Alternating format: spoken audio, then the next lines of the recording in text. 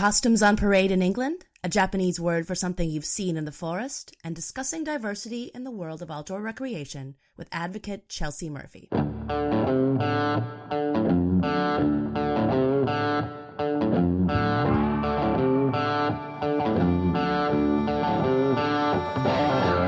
Alicia Underley Nelson, and this is Travel Tomorrow, the podcast about how travel trends influence everyday life, whether you travel or not.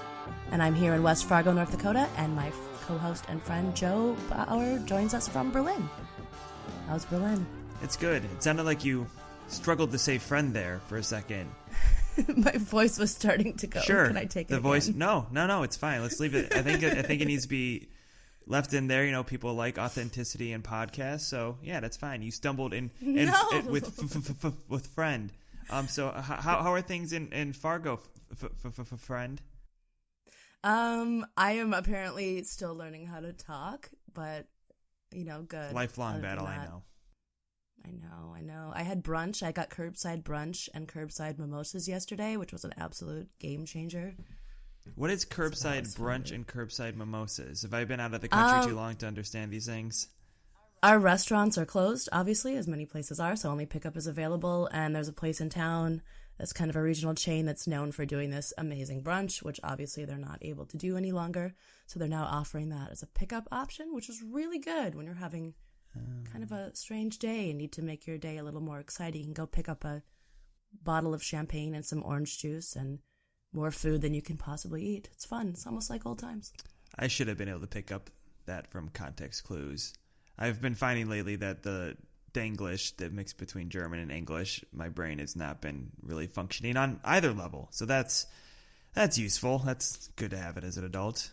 Incompetency in 2 major languages. Fantastic. No, it's just you're just tongue-tied because your brain is proficient at 2 major languages. That's good. That's a thing to be happy about. It's more like brain tied, and then tongue doesn't do what I want it to do, and I can't articulate what I'm thinking in either language. But you know, you're more the optimist. I'm more of the, you know, not optimist. See, there it is, right there, pessimist. Right God there. blessed. But how can you be pessimistic? You just got to do a major hike this weekend. You can't be sad. It wasn't. I wouldn't say major. I mean, we do have a very nice forest, Grunewald, that's right off the train, and you really does feel like you're kind of out in a national park kind of deal. So that was nice, much needed, and we have a little Japanese language of love later on that I think touches on that, at least in my experience yesterday at Grunewald. But we do have a long, not bad long, just, you know, substantial. We have a substantial interview today, put it that way, because it's so good. That's why we've kept it all in there. So why don't we keep on moving along, and I take us on over to our first stop. Now boarding. The citizens of Buckinghamshire, England, are getting a little costume history as they take their daily walks. Isabella Pitcher runs Prior Attire, which provides costumes to reenactors and museums. But since the coronavirus pandemic hit, they haven't been getting much use. So Isabella and her husband Lucas have been taking them out for a spin when they go walking. They post a photo on their Instagram account at Isabella Prior Attire. That's Isabella with a Z. And people can guess what era their costumes are from. So far, they've carried swords, appeared in 13th and 14th century royalty, worn wigs. That's a tongue twister. Worn wigs. There we go. And elaborate 18th century Rococo attire. I don't know what Rococo is, but Alicia just told me how to say it. And donned breeches? Breeches, yes. Breeches, there we go. Velvet gowns and bejeweled, I certainly know bejeweled, French hoods from the time of Henry VIII and Queen Elizabeth. So, Alicia, if you could historically cosplay down the street, and nobody's saying that you can't, what would you go as? Well, I studied costume design in college and thought about majoring in it. So you're asking the right person, the person that put all these fun costume words into your dialogue today. I learned things. That's good. That's good. You and all the people in Buckinghamshire. I love this because it's like taking these costumes, these outfits that we haven't thought about in a long time and making us like stare at them every day. It's cool. I think I'd be Empress Sissi. I don't know how you say her name. She was a Habsburg empress. Oh. She was super cool. She had really long, amazing hair. She dressed fantastically. She was Hungarian by birth, and she was a very smart and clever woman. And like many women in the aristocracy, did not have much of a chance to really do anything concrete with that other than bear children. But she was a cool lady, so I think she'd be really fun. Or I'd be, I might go back to my ancestry, and as I was looking through this website, there's some very cool Viking costumes, and Viking women wore some super cool costumes too. So if I had to be someone more recent, I would say the Empress. If I had to be somebody from way back, I would absolutely be a Viking warrior lady, because women fought with men and did many of the same things that they did, and women had lots of rights in that age. So, well, if shit really starts hitting the fan here in the coronavirus time, then you should just make that your everyday get up. And if it might be like you're entering the Mad Max period of human existence, and you can be in your Viking get up, and it probably pillaging's going to be a thing now, and you're just going to be ahead of the curve. Totally. And I have a lot of friends that cosplay. I do have friends. My friend Jorel has swords hanging in her apartment right now, so like I could easily get the stuff if I needed. And she's immune compromised, so she will need a bodyguard to wield the sword. There you go. She's stronger than me, but in this case, I would have an advantage. So, and it is always like those remote places, like in North Dakota, that is a place for people where the movie starts off with people wandering away, the few survivors from New York or from Houston or something, and they're trying to get to this mythical place of where the last survivors are in some bunker, and it's always someplace out in the middle of nowhere, very remote, and it's like North Dakota. So I could see that you're being kind of you're going to be in the capital of this post-human existence, and if you start wearing your Viking uniform now, you could start pillaging, getting supplies, and it'll be a totally normal thing, and nobody will look at you strangely at all. Yeah, precisely. We're prepared and tough people out here. We have hard winters. We get it. We're ready. We're ready for the apocalypse. Bring it on. I mean, not really, though. Just kidding, universe. Just a joke. Promise. Should I take us to our next stop? That's how the universe works. It's that petty that, well, Alicia joked about it. Let's just... I'm so powerful. And curtains. Now boarding. So for this episode, I spoke with Chelsey Murphy, who advocates for and writes about diversity in the outdoors, sustainable living practices, and raising kids who are comfortable exploring outside. She's at she_colorsnature on Instagram. And Chelsey was the first influencer that I happened to stumble across who specifically wrote about navigating the outdoors as an African-American woman. And her photos and her comments and her captions and her feed really introduced me to other women of color who also address diversity and, usually the lack of diversity in outdoor spaces. So I thought she would be a great person to talk to us about how we can work on diversifying our feeds, cultivating exposure to people from all over the world, and kind of breaking down those barriers that we see, that we may experience ourselves or that we may see other people experiencing. And Chelsey joined me from her home in Washington to talk about all of these things, and to also talk about how we can maximize our exposure to nature during times of social distancing when we have some additional challenges. And speaking of challenges, as you know, if you listen to the last episode, I'm still recovering from pneumonia. I still sound really strange sometimes, and I still have trouble talking. So please listen to Chelsey and kind of ignore me because my voice doesn't sound so great in this interview. But she's wonderful, and she had a lot to say. And it's a great interview. So I started by asking her how she defines her mission. I think for me, I moved here about 7 years ago, and I've always kind of had a connection to getting outdoors, like Girl Scouts as a kid and camping every so often with my family and fishing with my dad, but it was very irregular. And then when I moved to Washington, in the town that I live in, it was very apparent that most of the people that live here have hobbies surrounded by the mountains that we're in. So I had a girlfriend that just kind of picked up and asked me to come hiking with her, and it was almost immediately after having my first kiddo. So it was during my postpartum journey, and I said yes, and it was grueling and hot and hard, and there were just a ton of switchbacks, and it wasn't picture perfect. It wasn't like the movies. And despite kind of all the odds stacked up against me, I enjoyed it, and I loved it, and I went again and again, and eventually I started going, with my kid and having her on my back. And recently I've started hiking more solo just to kind of get over my fear of wild animals. And yeah, I don't know, it just kind of blossomed quickly. I was always kind of an outdoorsy person, like if anyone ever invited me to go camping or fishing or any of that, like I would always tag along and go do those things. But I guess growing up over in the city, those things weren't as accessible as they are to me now. And so it was more far in between when I would actually go and be outdoorsy. And how did deepening your connection to the outdoors change your life and how you saw yourself? Yeah, so I guess for me, I live in a small mountain town in Washington, and there are the only other Black people that live here are my mom and my little sister, and they only live here because I live here, and it just has happened by chance.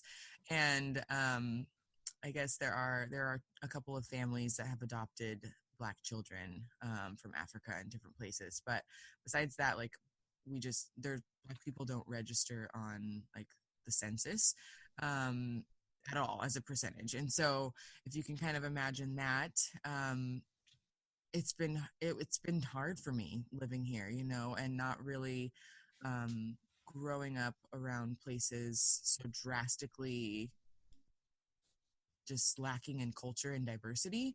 Over in Tacoma, there was at least a little bit. So I think for me, being here and finding something that connected me to the mountains and giving myself a hobby, it boosted my confidence, just being comfortable in the skin I'm in and being able to conversate about hiking and mountains and backpacking and doing stuff like that, and being able to connect with the people that live here on another level. Yeah, and I think for me, like I said, I was postpartum when I first started hiking, so it was healing in so many ways, being able to hit the trail and be outdoors and get connected and grounded with nature in ways that I hadn't before. And so I think it really did make a huge difference in my postpartum journey and just my journey into becoming a woman, as just like building my confidence and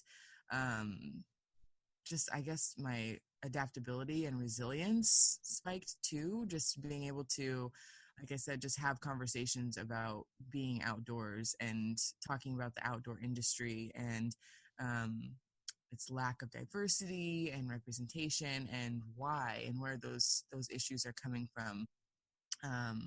It's totally within the last year of me having my Instagram, I think for sure I've blossomed in my want to, be outdoors more and talk about these tough conversations and find other people around the world to network with that might be also Black and being outdoorsy. And come to find out, I found a lot of them, and it's been like really life-changing for me and networking with people all around the world. It's been nice. Wonderful. That actually leads me to one of my other questions is how can we all diversify our social media feeds, our reading list, maybe things that we're watching or researching to make sure that we're getting, a true range of perspectives about outdoor recreation and outdoor life. Yeah, so I think right now I've done a little bit of research on, when you just want to read a book by a Black author that maybe is talking about the outdoors or a how-to or anything. Like there's not a lot out there right now.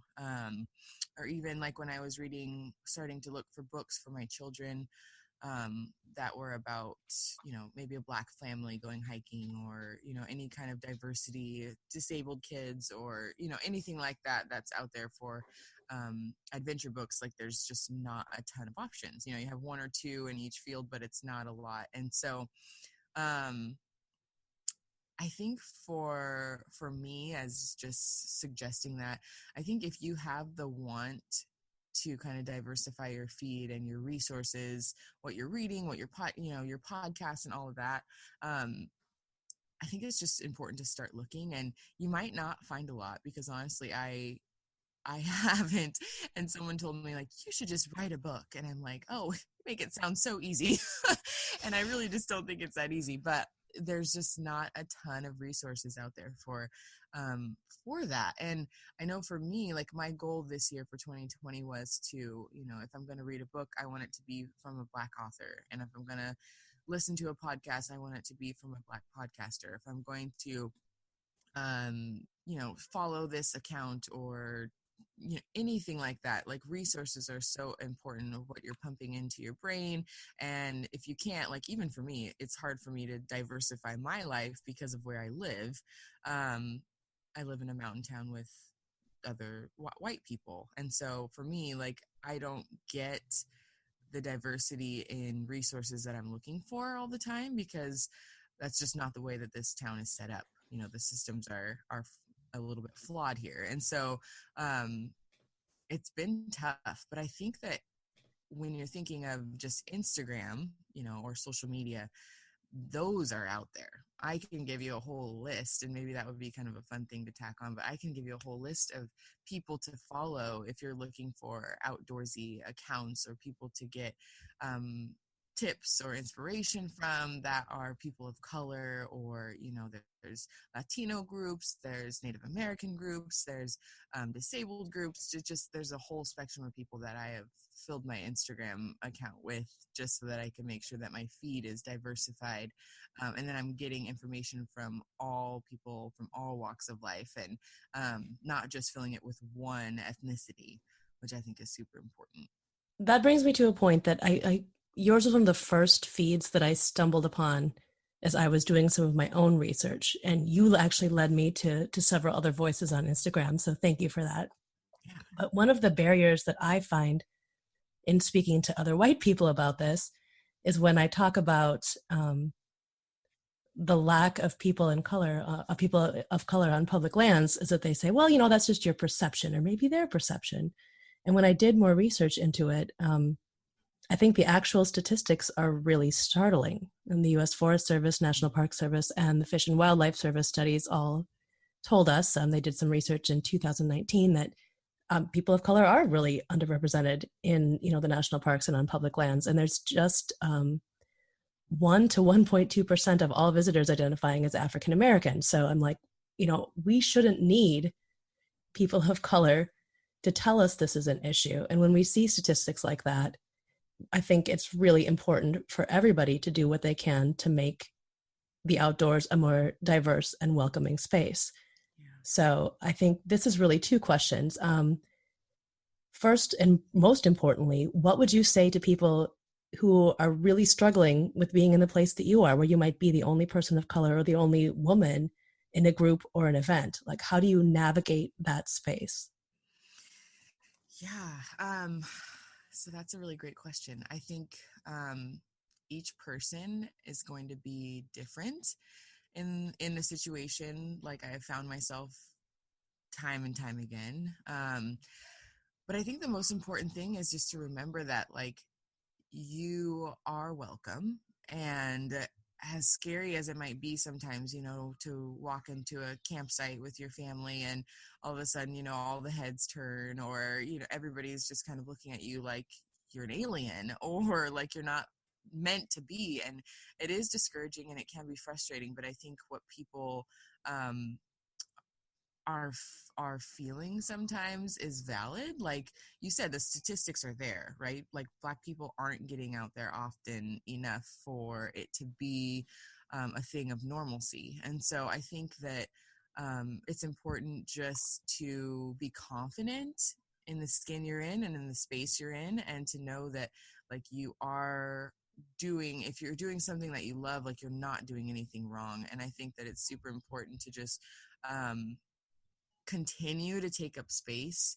If the outdoors is where you want to be, or if you want to go to a climbing crag and that's where you want to be, or if you want to go to the lake and skip some rocks and hop on your paddleboard, like, that is all things that should be completely acceptable no matter what your skin color is. And I think that for so long, historically in our country and in other countries, I'm finding that, Black people get into the outdoors less. And so I don't think that it's such a bad thing that people are almost shocked when they see it. Like even I am guilty of it. Like when I see another Black person in the outdoors, I'm almost just like taken back, like, oh my gosh, yes. Like it makes me excited, but I'm also like, my first reaction is like, oh my gosh, like I want to go meet them. Like what are they, where are they from? Where are they native to? I'm always so curious, because it is kind of that that first initial like ooh ah moment where you see another Black person in the outdoors, and it's happiness, it's kind of like excitement. But yeah, I think it's just a tough thing that when you are that person and you are the only one, remain calm and cool and collected. Like people are going to love you. And that's what has happened to me time and time again, honestly. When I'm in a space in the outdoors, like it's hard to be camping and be upset, right? So like when people are camping, or if you meet up with someone and you're hiking and you're on a trail, like that's probably not the place you're going to feel like the direct racism happening, or like anything that will make you want to leave. Like people are normally happy in the outdoors, and like that's what I get. If people are passing me on a trail and I wave, like there's hasn't been a chance where like I don't get a wave back or a hi, hello. Sometimes it's a little bit awkward because, like I said, where I live, people don't see Black people often. So I don't blame them that they don't really know how to communicate, right? Like that is where it goes back to the topic of like, how are you diversifying your life so that when you do come across a person of color, it's not awkward as heck? Like it's super important to diversify your friends, diversify if you're a believer and you want to listen to a pastor, like diversify your pastors you're listening to, diversify just everything about your life and the resources you're putting into your brain. And then when that instance comes and you meet a person of color on trail, it's like, oh, I know exactly what to say. Like it's the exact same thing you would say to, another person that you would meet. Like it's no different. We're all the same. And it's important that we kind of acknowledge and recognize that so we can move past it. That makes a lot of sense. Yeah. I think, if we do that preparation ahead of time, we don't feel unsure of ourselves in the moment. Mm-hmm. Yeah. How can we welcome people that are new to the outdoors in general? Yeah. So I would say, this is kind of a tough one, because if you have always grown up hanging out with people of the same ethnicity, and like breaking out of that is uncomfortable for you, like that's like a whole nother topic in itself, right? Like I have friends, and a lot of my friends are white, and then I have, friends that are of color as well. And so I think in that, people see me as someone that's very approachable, I guess, in a certain way. So like when I moved here, like I said, I had my girlfriend and she just invited me out hiking. She didn't ask like, have you ever been hiking before? She didn't even, like, we just skipped that whole conversation, and she's just like, come hiking with me. This is where I'm going to go. Meet me here at this time. And, it would have been nice to know like what shoes to bring, or like what exactly, how long of a hike it would have been. But I didn't even know to ask all those questions. I was just like, oh, hiking sounds fun. It's like walking in the woods, right? So I just like went with her. And I think that because also the way she grew up with, a lot of she grew up in Alaska, so lots of Native Americans and Hispanics and just people of color around her all the time. So it wasn't uncomfortable for her when I moved here to ask to hang out.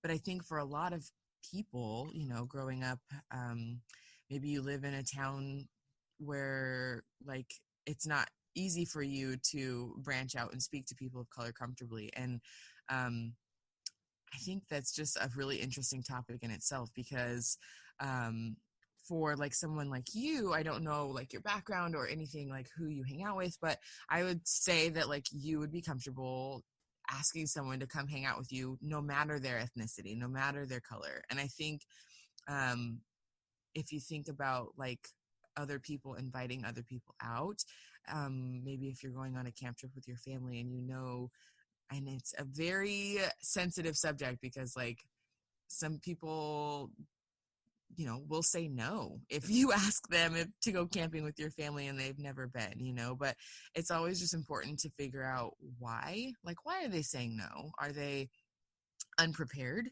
Because a lot of people, like, the gear in itself is expensive and some people don't have it and they don't want to look foolish or uncomfortable or go through any of those processes. And so I think that it's super important, like, if you do get the courage to ask someone to go into the outdoors with you, to make sure that they feel super comfortable. Like, not once did my girlfriend ever say, like, oh, like, you're Black, like, why did you say yes to this hiking trip? Or like, oh, like, any of those like microaggressive comments. Like, not ever once did I feel out of place with her. And I think that is what made it so much more comfortable for me to continue to go with her, and then in turn start taking my own kids out and inviting other people out, and now doing like group hikes and all kinds of things. And like, it's all led by me because she made it out to be a space that was for everyone. And I think if you can master that, like, that's the key right there for sure. How are you raising your girls to be more confident outdoors? Yeah, so I don't really think that it's me. Like, I want to like totally give that credit to just like Mother Nature, because I have seen so many instances with taking my kids outdoors where, it's a situation where like I should be calm and cool and collected, but like I'm not. Like, I'm on edge, like thinking like, oh, well, if this happened, what would I do? Or if I'm constantly having like fears and doubts on trail when I go pretty deep into the, national forest we live around. And so, but my kids, they are, sprinting like a mile ahead of me and like just totally confident and picking up things that they are unsure of. And like, they're being kids. And I think when you take your kids outside, there's just this magic that happens, that's kind of unexplainable. Like, they are growing up to be women that are comfortable in the outdoors, and that in itself is, I think, something pretty special. Like, you don't meet a lot of women that are like these rugged, like just pretty badass women that are just like totally comfortable guiding people on hikes, and totally comfortable like I don't know, we do all kinds of things at this point, camping, and we want to go backpacking, but we'll wait till everything reopens back up. And they have started snowboarding and paddleboarding and just doing all kinds of really fun things. And I think, like I said, it's not necessarily me. Like, I do the action of taking them outside, but I think the rest is kind of what happens when you're outside in nature as a child. It's just things that you learn as far as like, navigating and, making sure that you stay on trail, or being aware of your surroundings. All of those things, I think, are making them more confident little girls, and hopefully in turn will make them really confident women as far as just being comfortable in their body and in their skin. And yeah, that's really important for me to teach them that. The world needs more confident women, that's for sure. Yeah, definitely. As many as we can get. And the outdoor world still is, it's changing slowly, I think, but it still is overwhelmingly male. Yeah, definitely. So speaking of your family, social distancing obviously has changed the way that everybody interacts with each other and that we interact with the outdoors too. So kind of what restrictions are you working within in Washington, and how are you creating these fun and memorable outdoor experiences for your family while you're still staying safe? Yeah, so in Washington, all of our trails are closed.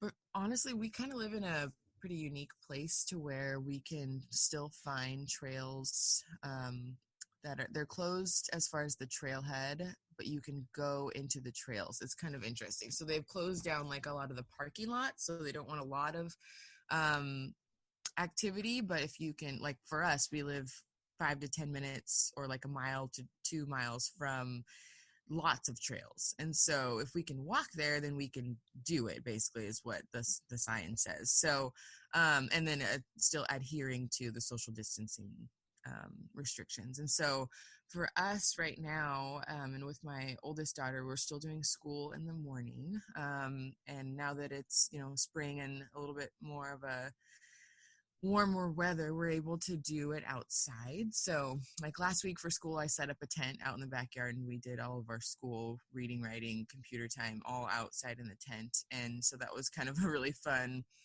way to just kind of have a different setting, because I know that my kid gets antsy where we are outside a lot of the time. And I kind of am kicking myself a little bit during this time because it's bittersweet, when you have kids that are used to going hiking every other day and doing really fun things outdoors, and then all of a sudden, we're have this shelter in place that they don't really understand fully.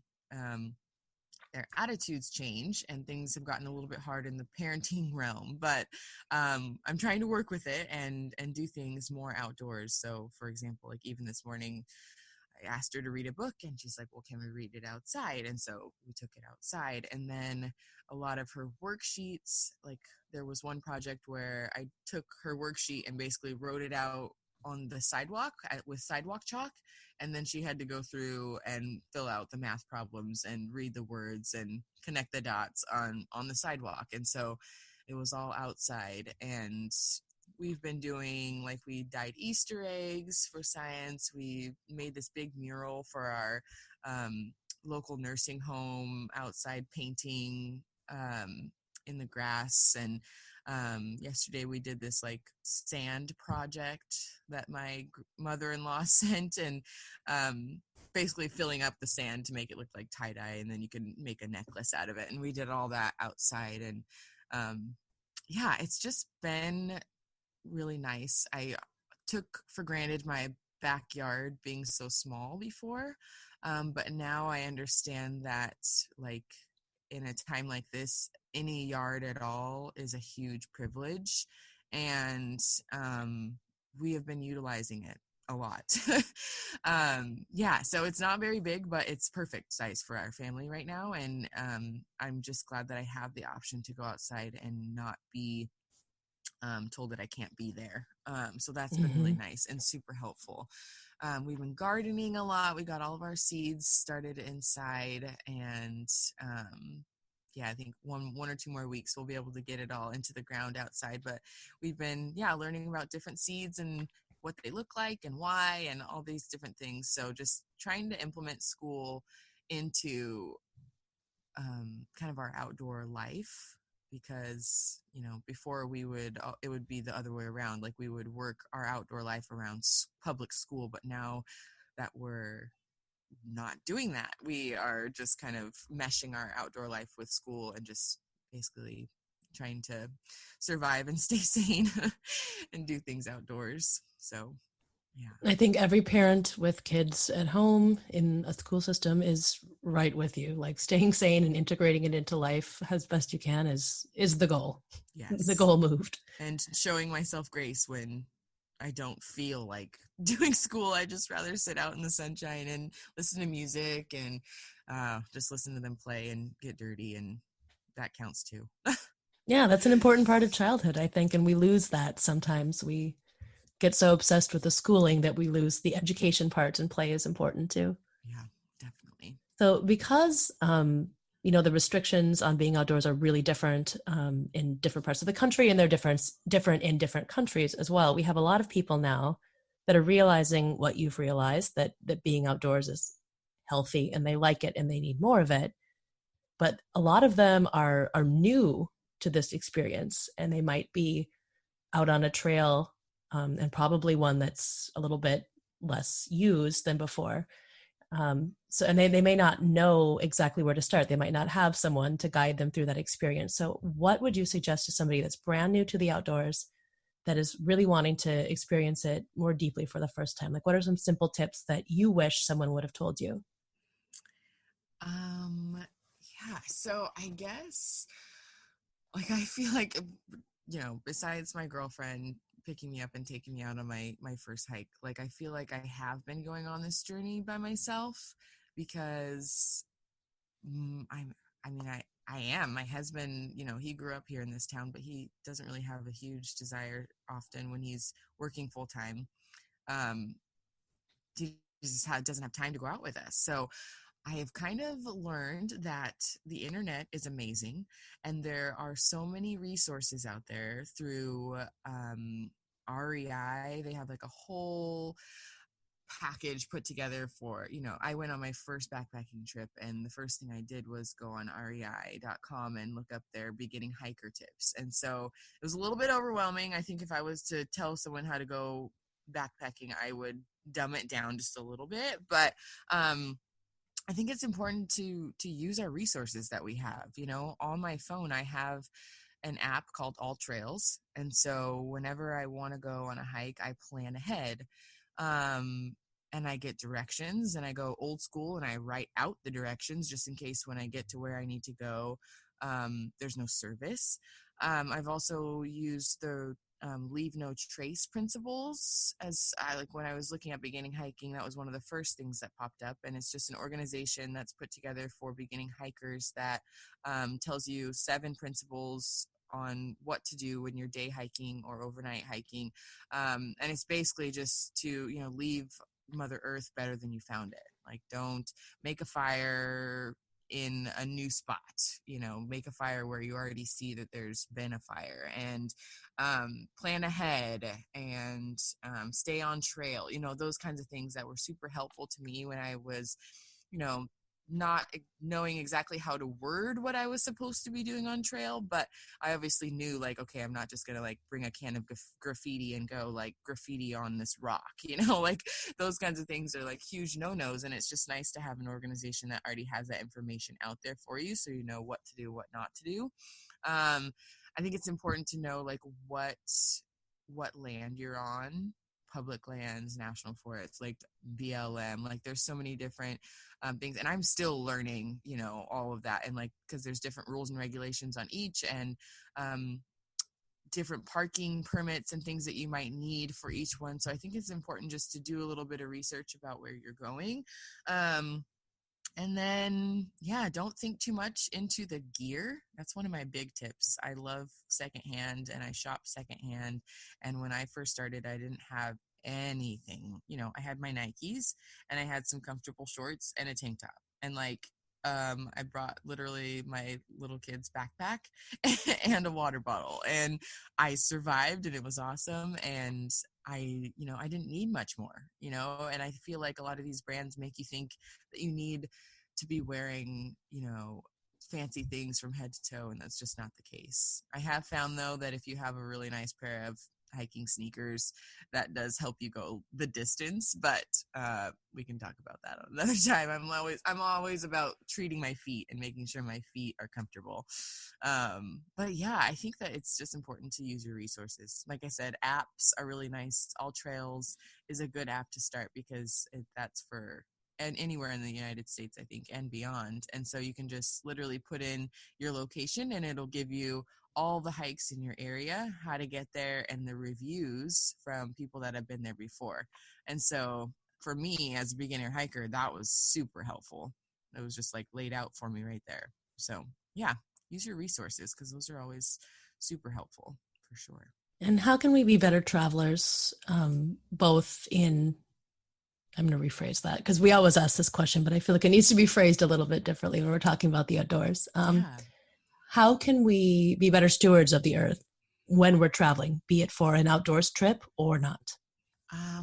So I think the best way to be stewards of the outdoors is to make sure that you have planned ahead, because I think that where people mess up is when you haven't thought of everything and you haven't planned far enough ahead, and then you start making mistakes. And I was talking about the leave no trace principles. I mean, those are so crucial when you're thinking of, even traveling as a traveling hiker. Maybe you're backpacking. I went on my first backpacking trip, and someone mentioned, how to go to the bathroom in the outdoors. And like, for some reason, I just thought, like, assumed that was like easy. And I mean, it's not hard, but it's like, okay, you kind of have to think ahead about that. Like, where am I going to go to the bathroom? Are there raised toilets at this particular lake? Like, you have to just think about everything. And I think if you can do that and then just make sure that you're treating the outdoors like it's your home, or even better, like it's someone else's home, like you're going to a friend's house for the first time, and you're going to make sure that if you put the toilet up, you're going to put the toilet seat back down. And if you are eating at their house, you want to make sure that you put your own plate and your knife away in their sink. And if you can rinse it out and put it away too, that's awesome. Like, just make sure that you're doing everything that you can to be a good guest. But to know that not everybody is perfect. And even when you are out there, you might see people doing things that they shouldn't be, like going off of trail to get this picture for Instagram, but they're standing in the middle of a beautiful flower field. Like, that doesn't make it okay. Just because you see somebody else doing it doesn't make it okay. And I just think it's important to remember that, like, if your self-conscious is telling you that that's not okay, it's probably not something that you should be doing. And I just always like think of my kids, like I just really think it's important to want to have future generations have these beautiful wild spaces to still be able to see and go to. And if we're all being good stewards of the land, then that's a possibility. But if we have this generation of people that are just kind of not caring about where they hike and how they hike and where they put their fire and where they, put their tent or anything like that, then things can get really out of hand really fast, especially because you said with this pandemic, lots more people are realizing that the outdoors is like so amazing. It's this beautiful space. So we have to just make sure we're doing all that we can to keep it that way. That's fantastic. Is there anything that you feel that I haven't asked that you'd like to address? No, I don't think so. I think that, I always just like to mention the fact that, like, with like me and my family, when we, my mom didn't hike, but she grew up in a military family, and her dad would take her fishing and do fun, like, little camp trips. She always talks about these Western towns that they would drive across country to go visit and check out. And he was really into, like, big animals and things. And, but then, like, her parents didn't do a lot of that with their parents, and, like, so on and so forth. And then, like, with my dad, you get to a place where, our ancestors were slaves. And so I think it's really, really important for me to just always say, like, there's definitely a reason why you're seeing less African Americans and people of color in the outdoors. And it has a lot to do with our history. And I think it's important, like, on my Instagram, I'm always talking about narratives and stereotypes. And, a lot of these things are things that we couldn't help and we couldn't change. And at this point, I think it's just really cool to see, as I'm networking with other people of color, or organizations like Outdoor Afro that are getting people outdoors. Girl Trek is another one of those that are just really keyed into getting African Americans and people of color outside. I think it's just important to remember, like, that this isn't something like when people say, oh, like, Black people don't get outside or Black people don't enjoy outdoors. I think it's important to remember that, like, that is 100% not true and came from just, like, stereotypes, and stereotypes aren't always correct. And I'm definitely just, like, a living, breathing fact that narrative has to go, because it's just so important that if we get that out of the way, then maybe more people will be more apt to ask their friend to come along on a camp trip, or, not look twice and think twice when they see an African American family out camping with them in the same space. It's just really important to be more inclusive, and then kind of ask yourself, like, where did you get that idea? Where did that come from? And I think America's history is very telling of why and where, but it's important that we make the change and go forward.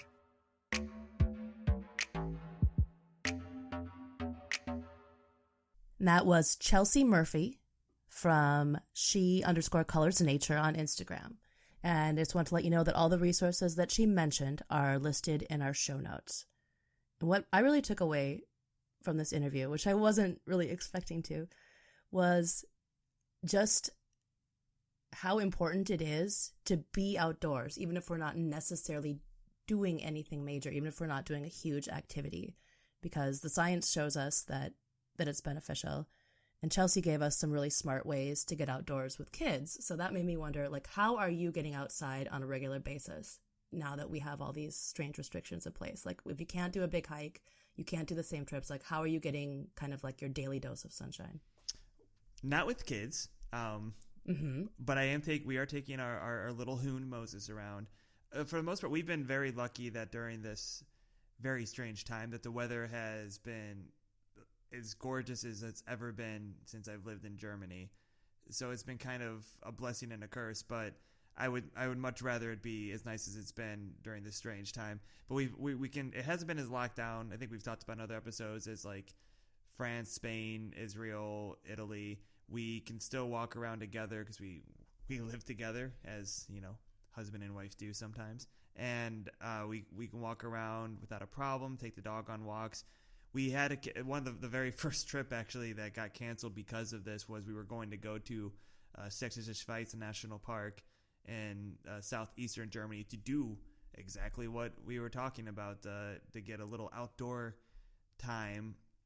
And so it has been kind of tough to not be able to do that. And, you know, we know our neighborhood very well now, but we did our research and felt that it wasn't based on what's available, the information available to us, that we wouldn't feel terrible and like we were putting anybody in jeopardy if we did ride the train. So we rode the train for the first time since the pandemic lockdown kind of went underway in mid-March in Germany. And we wore our protective masks, gloves, all of that, and took the train out to Grunewald to go do some hiking out there. And it does, you know, sometimes like mentally I picture that I need to get far away from the city to truly appreciate nature. But what Germany does pretty well, and I've seen in some other European cities, but I feel like Germany does it very well, is they have natural spaces that feel like you're at a national park far away from the city. And even it was Melanie's first time there, and she was saying, wow, I can't believe this is in Berlin. And you know, we hiked for 13 kilometers and you're alone in the forest for a good chunk of it, even though a lot of other people are certainly running to the forest right now. So I was still able to get my fix, but I certainly that'll be like the first thing I do post Corona times. I think it's interesting how like Chelsey and I talked about how there's so many people now that are realizing like how many resources that they've ignored, you know, like they're realizing how important it is to get outside. Mm-hmm. And so now all of a sudden everybody's looking for these new ways. I don't know. For me, I've been home with a kid too. And the things Chelsey was suggesting, just getting outside, doing school outdoors, those little things. Like, I'm kind of guilty of thinking we always need an outdoor activity. Like, let's go out, let's walk around the block. Let's go walk through the park on the walking trails. Let's go on a bike ride. Like, I hadn't even considered just taking him out a little bit more often. And that's probably because it's been colder here. But now that I went on my walk yesterday and realized that all up and down, I walked 2 miles maybe, there were kids math problems in sidewalk chalk all over. So other parents obviously are kind of getting it. Mm-hmm. And I've been kind of looking now since she said that for people that are finding other ways to get out and just be together in the sun. And it's fun. There's neighbors setting up chairs across the street from each other and having social hours and that kind of thing. And I think, I don't know, we need that. We need the connection, but we just need to be outside of our houses at this point. It's so crazy. We're gonna whenever this is over, we're going to listen to this interview and there's going to be so much great content that we can use all the time. And it's not just, about diversifying our feeds and getting to know the perspective of other people outdoors. It's also like rethinking the way that we interact with the outdoors.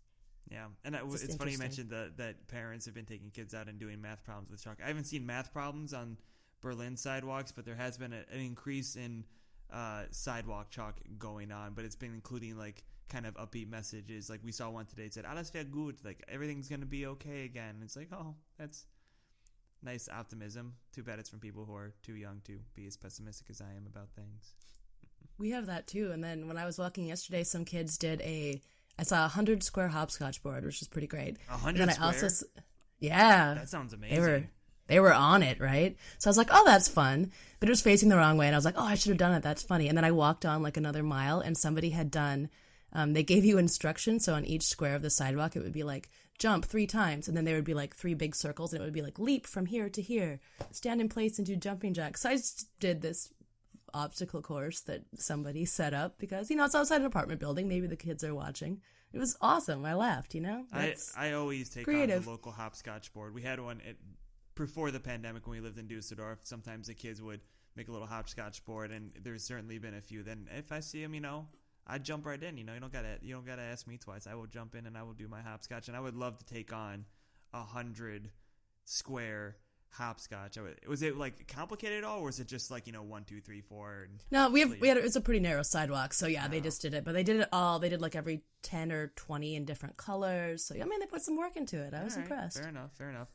All right, now I'm gonna crack my knuckles and I'm gonna go for the Segway Olympics here.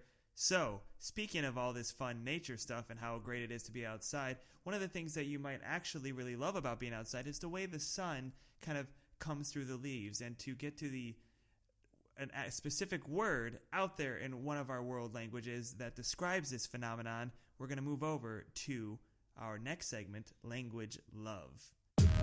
Blah blah blah blah blah blah blah blah blah blah blah blah blah blah.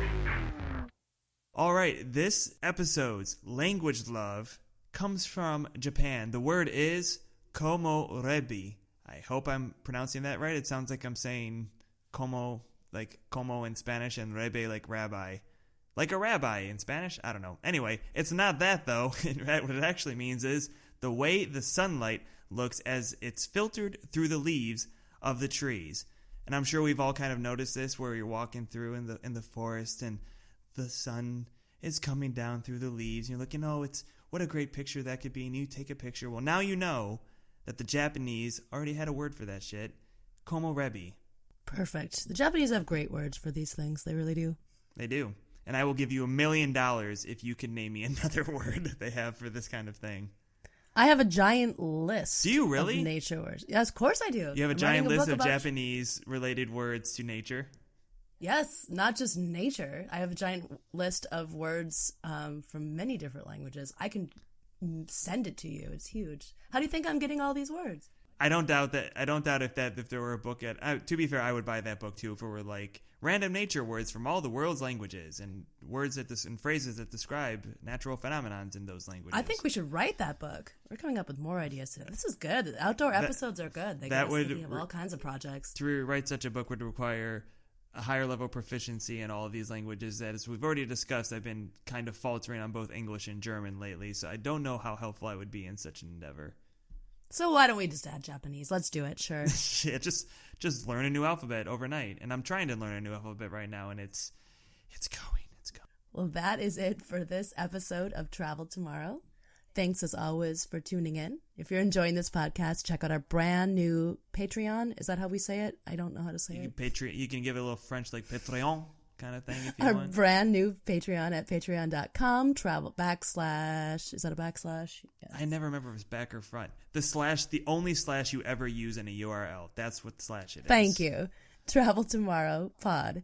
You can get your name added to the upcoming supporters section of the Travel Tomorrow website, get a thank you on the show, get super cool postcards from us, and so much more. And when you're done with that, as always, please do us a favor and rate and review the show on Apple Podcasts. And that was such a great pitch to join our Patreon, Alicia, that I'm going to the website right now, and I'm going to do whichever one is the most expensive, but then I will also do whichever one is the cheapest, because I believe that no matter what, we can all contribute in whichever way we see fit. That was probably some hot nonsense, but, supporting the Patreon early on, that's just my style. That's beautiful, Joe. Thank you. I try to let the poetic license flow whenever it comes, and I guess just the words were speaking through me right then.